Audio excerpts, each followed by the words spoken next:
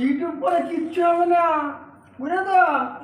বড় তো ছেলেটার দিকে ধ্যান দাও, তোমার কাজ হবে, বুঝলে তো? যেটা কাজ। হ্যালো বন্ধুরা, গুড মর্নিং।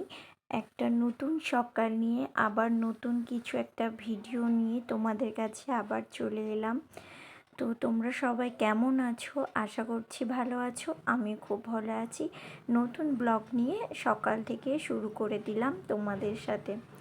তো এখন আমার ছেলে ঘুমোচ্ছে, আমি সোজা উঠে ফ্রিজে মাছ রাখা ছিল, সেই মাছটা আমি বের করে নিলাম। রোজের একটা রান্না তো কিছু করতেই হবে বলো, সেই জন্য অর্ধেক মাছ করব আর অর্ধেক মাছ রেখে দেবো। তার জন্য আমি বের করে মাছটাকে রেখে দিলাম। তারপর আমি ডিম সিদ্ধ ওখানে বসিয়ে দিয়েছি, যেহেতু শীতের সকাল, একটু সকালবেলা ছেলেকে একটু প্রোটিন জাতীয় জিনিস না খেলে হয় না। তার জন্য আমি ডিম সেদ্ধ বসিয়ে দিচ্ছি, ছেলেটা খাবে। তারপর আমি ওখানে ভাতও বসিয়ে দিয়েছিলাম।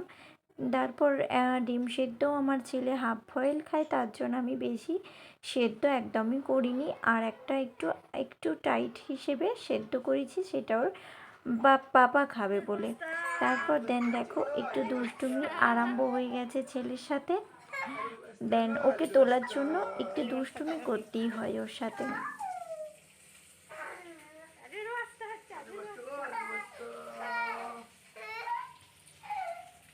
ওর পাপাটাই মানে বাপ ছেলে আদর করতে থাকছিল। আমি এখানে চলে এলাম, মাছটা ভাজা হচ্ছিল আমার এখানে।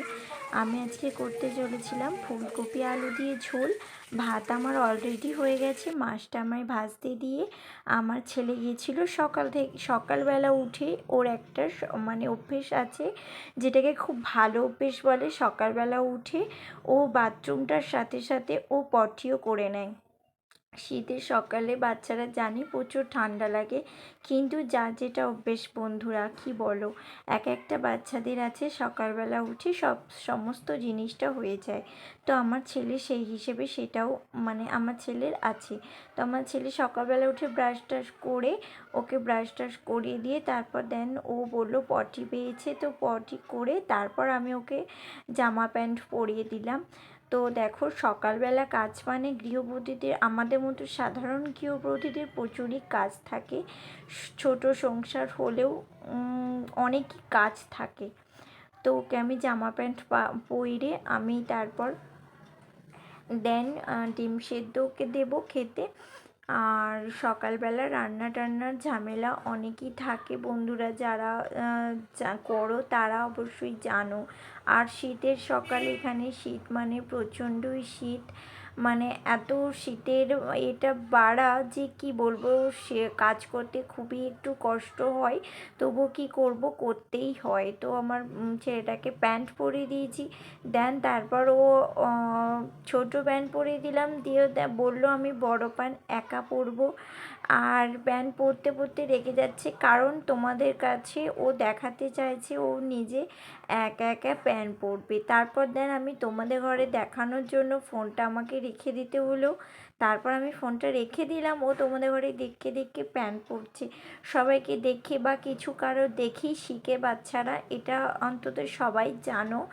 আর এইভাবেই শেখানো ভালো, আশা করছি বাচ্চাদের।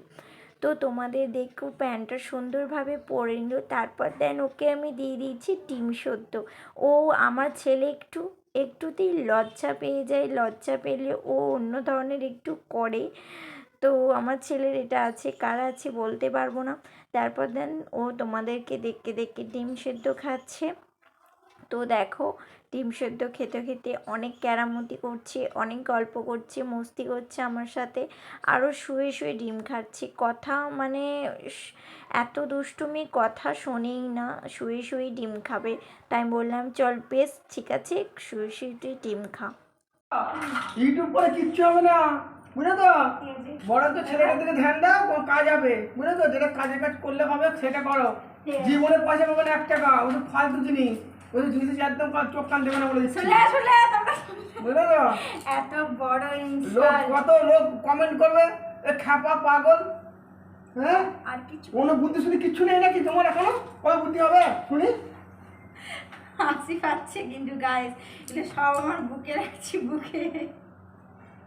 হঠাৎ করে তোমাদের সামনে এইটা বলে উঠবে আমি কখনোই বুঝতে পারিনি, পারলে আমি তখনই ক্যামেরাটা অফ করে দিতাম, কিন্তু কিছু করার নেই। তোমরা যখন আসলটা দেখেই নিয়েছো তো দেখেই নাও।